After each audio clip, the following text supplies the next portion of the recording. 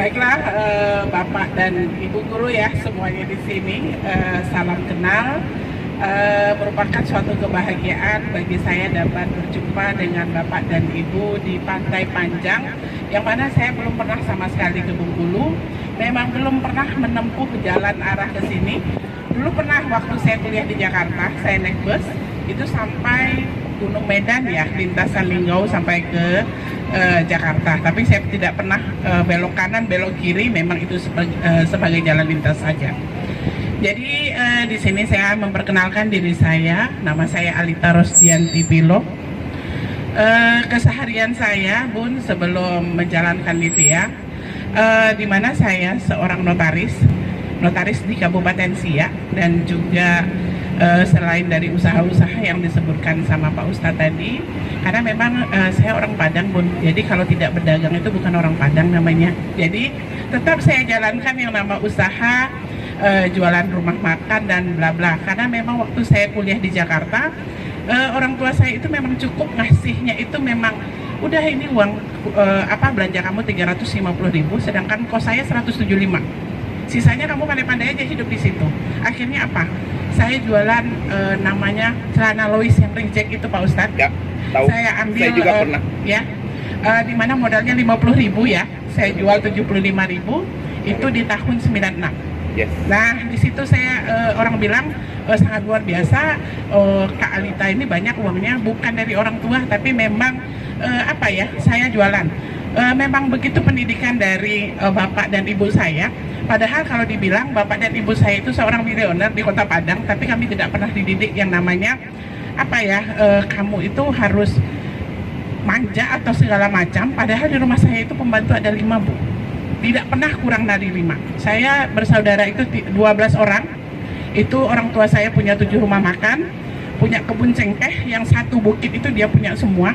Jadi cengkehnya waktu itu memang sangat lumayan mahal ya, mahal banget. Tapi kami tidak pernah dididik.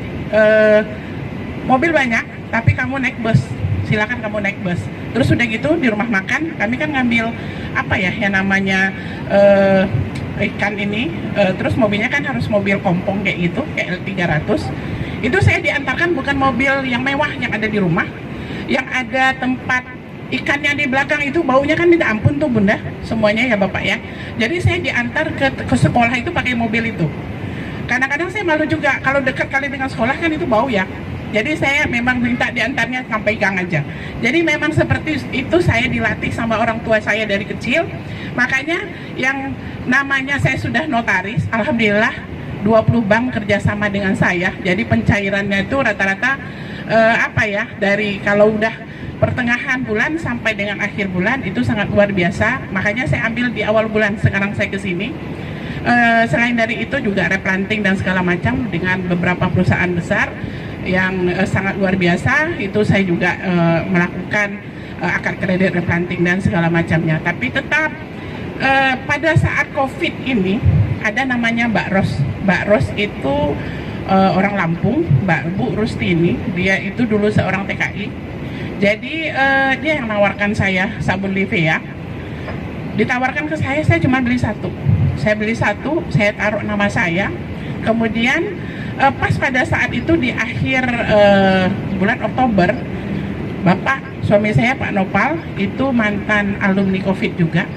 Jadi pada saat itu Bapak dirawat di rumah sakit. Dirawat di rumah sakit setelah negatif, mungkin karena pikiran ya di rumah sakit itu. Jadi SGOT dan SGPT-nya naik, ada livernya yang terganggu. Akhirnya saya dan Bapak harus di rumah sakit selama 20 hari. Nah pada saat itulah memang mungkin itu jalannya, yang mana dibilang kalau COVID itu musibah, kalau bagi saya itu tidak, Pak Ustadz. Itu malahan berkah, atau memang itu yang terbaik. Jadi kita harus jangan menyerah gitu loh. Jadi pada saat itu pengikatan bank itu mulai turun semua. Kenapa? Orang pada nunggak semua. Akhirnya bank kan mereka menghentikan semua kreditnya ke seluruh nasabah. Tidak ada pengikatan kredit. 1 bulan itu tidak. Paling saya cuma menyelesaikan pekerjaan-pekerjaan yang ada di saya. Nah pada saat itu Livia datang ke saya beli satu. Saya ini bukan pemain jaringan, saya sama mungkin dengan ibu-ibu yang di sini juga, cuman sebagai saya pekerja, kemudian saya pulang ke rumah jadi ibu rumah tangga, masak ya kayak gitulah ya seharian saya. Nah pada saat itu saya ditawari Livea, saya mulai tidak kegiatan saya yang biasanya full dari pagi sampai sore itu sampai malam pun saya nggak mungkin daerahnya kalau di Riau itu juga cukup jauh ya, dari kantor saya itu ke BPN itu sekitar 2,5 jam. Jadi dari rumah saya ke kantor saya itu 2 jam, itu yang saya lalui tiap hari. Alhamdulillah sekarang ada tol 40 menit saya sudah sampai, tapi itu saya PP tiap hari. Nah pada saat itu saya menunggu suami saya karena memang tidak boleh bebas menunggui pasien di rumah sakit. Saya merasa sepi, tidak ada kegiatan yang selama ini saya kejaran sana sini, saya ditawari Livea. Nah pada saat itu saya coba menawarkan ke orang, kenapa sih saya HP ini saya cuma ngeliatin status orang, nge-like status, komen, kayaknya tidak ada penghasilnya gitu loh. Kenapa nggak Livea ini saya coba tawarkan dengan orang-orang yang pernah menawarkan ke saya dulu, misalnya mereka punya MCI, mereka punya ini bla bla bla bla, kan saya tahu mereka orang-orang MLM. Jadi saya japri semua, mau nggak ini ada bisnis Livea. Itu tidak gampang pun, mereka banyak nolak, mereka begini. Satu lagi, mereka tidak yakin. Contoh di depan mata saya, ini Pak Eka, itu di bulan November saya tawarkan, nggak mau. Kenapa? Karena nggak yakin. Saya itu bukan leader, saya itu bukan pemain MLM, saya itu cuma orang biasa yang tidak punya jaringan. Saya itu tidak paham bla bla bla bla bla dan segala macam. Cuman penolakan Pak Eka alhamdulillah sangat manis, dia cuma bilang terima kasih Bu informasinya. Kemudian di bulan Desember saya tawari lagi. Nah akhirnya Pak Eka di bulan Maret ya, baru japri saya balik setelah saya lihatkan bonus-bonus saya, baru Pak Eka nanya, itu beneran tuh Bun masuk uangnya, betul, boleh kita ketemu, boleh kita jumpa Pak Eka, boleh, saya lihatkan mobile banking ini loh tiap hari. Disitulah Pak Eka mulai bergabung dengan saya, karena Pak Eka ini seorang leader yang memang, bahkan seorang founder, itu memang leader besar lah, nggak gampang untuk membawa Pak Eka ke Livea ini. Nah pada saat di awal saya itu cuma gabung satu, kemudian saya hubungi ownernya, ternyata ownernya itu sangat biasa, memang orangnya humble banget, dan dia itu seorang programmer. Bagi saya kalau memang dia seorang programmer, kemudian dia selama ini membuat web MLM selama 30 tahun, dia itu punya perusahaan IT, nah pasti dia akan membuat web untuk Livea ini lebih baik dari seluruh web yang pernah dia buat. Kenapa? Karena kalau seandainya kacau yang namanya jaringan Livea, pasti orang tidak akan percaya lagi dengan perusahaan IT-nya, tidak akan percaya lagi. Itu pikiran saya pertama. Kemudian yang kedua, kalau seandainya terjadi perbaikan atau perubahan di webnya Livea ini, dia tidak harus membayar orang lagi, dia bisa menyelesaikan sendiri. Pasti, kalaupun dia pegang banyak perusahaan MLM, tapi bukan dia ownernya, dia cuma dibayar untuk masalah webnya saja. Pasti yang diutamakan kalau terjadi hal yang sama, Livea ada kendala, perusahaan ini ada kendala, pasti perusahaan dia dulu yang diselesaikannya. Itu sih yang membuat saya saya mau bertekad jalankan Livea ini. Nah setelah saya jalankan Livea, saya tawar-tawarkan ke orang, ternyata di bawah-bawah saya itu pun mereka itu kan memang pemain jaringan, mereka ambil 7 dan menyusun jaringannya sangat luar biasa. Saya masih tetap tidak membaca, ya saya biar aja lah, nanti kalau memang udah jalan kan bisa saya nambah HU lagi, kan saya bisa cloning lagi. Nah setelah itu mereka jalan, alhamdulillah yang mereka pinjam dari awal, yang jangankan untuk beli sabun, untuk beli beras aja mereka susah Bun, nggak bisa, nggak ada uangnya. Malah pada saat kami pertemuan di Jogja kemarin itu mereka pada nangis semua. Memang Livea ini yang mengangkat perekonomian mereka, yang awalnya mereka jangankan untuk beli mobil, beli apartemen, malah mereka udah pada beli apartemen juga dalam waktu 3 bulan. Nah di situ mereka menangis, memang dengan Livea ini semuanya bisa jalan. Kenapa? Pada saat kami susah, disitulah kami sangat bersemangat. Di situ ada orang-orang yang mau memodalkan pada saat itu ya Bun ya.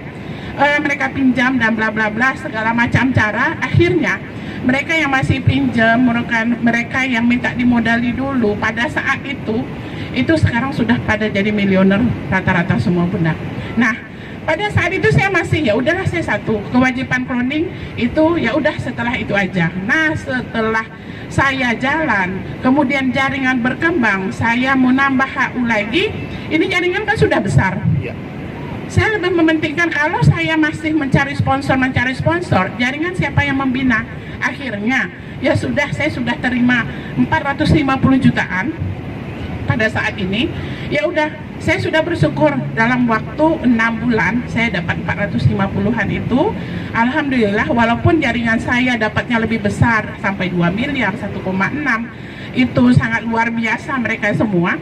Ya, saya sangat bahagia. Nah, sekarang kalau Bunda tanya berapa titik yang saya jalankan, saya cuma jalankan 1 titik saja Pak Ustadz. Titik yang lain tidak. Saya cuma cukup membina tim saya aja. Kalau misalnya pun saya punya, seperti kemarin ada Bu Susanti ya Pak, itu saya kenal dari awal Livia ini, itu saya tawarkan ke beliau nggak mau ikut. Kenapa? Saya tidak yakin dengan Bu Alita, karena Bu Alita itu bukan ini bidangnya. Bu Alita itu cuma seorang notaris. Dari mana mereka dapat member? Dari mana dia tahu kalau Livia ini bagus? Kemarin saya jumpa sebelum saya berangkat ke Bengkulu, itu penghargaan bagi saya untuk dia mau bergabung, dan itu pun bukan dia mau bergabung, kemudian terserah Bunda mau taruh di bawah siapa. Akhirnya saya taruhlah di bawah Bu Yusmiati. Saya tidak mau ngambil itu kan saya dulu, ini kan saya begini-begini, enggak. Jadi saya memang lebih membina ke tim saja sekarang pun. Kalaupun saya mau membonuskan titik-titik saya yang lain, itu saya bisa, tapi saya tidak mau. Kenapa? Saya mau di sini, alhamdulillah, untuk perekonomian, alhamdulillah sudah teratasi semua, karena Bapak juga seorang kontraktor, vendor pegadaian untuk 3 provinsi, Sumatera, Jambi, dan Riau. Nah, kami pun juga di sini memang saya di sini saya lebih membangun tim, di mana saya lebih membangun, kalau memang saya ketemu orang susah, saya kasih uang paling 500.000, 1 juta itu paling juga habis dalam waktu 3 hari Bunda, 3 hari ya Pak. Tapi saya lebih membina ke tim saya bimbing, saya bina Anda semua supaya berpenghasilan lebih banyak di Livia ini, karena itu merupakan suatu amal jariah yang sangat jangka panjang itu kalau menurut saya Bun. Jadi di sini kalau Bunda dan Bapak tanya ke saya, Bunda berapa yang berbonus itu? Saya bonus 1 hari yang maksimal itu 3 juta. Karena memang 1 titik puncak itu saja yang saya jalankan. Nah yang lainnya itu kenapa? Flash out semua, terbang. Saya bilang kan, biarlah terbang. Yang penting saya melihat di bawah ada Pak Ustadz di sini ya, yang sangat sudah luar biasa ya Pak Ustadz ya. 1 bulan udah gimana Pak Ustadz? 50 lah. Hampir 50. Jadi di sini sudah dibuktikan dengan yang ada di bawahnya seperti apa. Itu merupakan kepuasan bagi saya Bunda. Lebih daripada saya mendapatkan 2 miliar Pak Ustadz. Saya mensukseskan misalnya Bunda-bunda dan Bapak-bapak di sini, itu lebih bahagia saya daripada saya dapat pribadi 2 miliar. Itu yang saya rasakan. Itu saja Bun yang mungkin saya dapat sampaikan. Mungkin kalau memang Bunda atau Bapak-bapak semua mau bagi pengalaman, atau memang ada beberapa orang yang lain yang tidak ada di sini mau minta tolong Bun di closingkan atau sebagaimana, karena saya mungkin kan Bunda udah jalan, tapi kan testimoni bonusnya belum ada ya, karena kan perlu ada pembuktian. Saya akan bersedia, tapi mungkin ada saatnya mungkin saya cuman balas WA saja, karena memang saya lagi berhadapan dengan orang akad kredit, itu saya nggak bisa balas. Saya nggak bisa angkat telepon, paling saya balas WA, sebentar ya Pak, sebentar ya Bun, nanti saya akan telepon balik. Nah, saya akan betul-betul di sini akan membina tim saya semua, walaupun semuanya lah, ibaratnya Pak Ustadz bilang, waktu kerja kita 22 jam.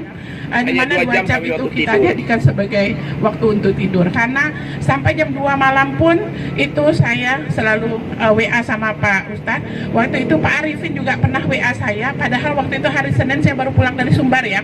Itu luar biasa, saya memang ngantuk banget, karena memang pagi saya ke Sumbar itu PP Bun, PP, nyampe di rumah saya langsung mandi, kemudian saya langsung ngantor, nyampe di rumah ada Zoom meeting, sampai ada Pak Eka, waktu itu saya memang memang lagi nggak ini banget, saya nggak mau imun saya turun. Akhirnya saya bilang saya izin Pak Ustadz, saya tidak bisa nginput hari ini. Tapi karena memang kebiasaan saya tidak bisa tidur kalau meninggalkan suatu pekerjaan, akhirnya saya input juga.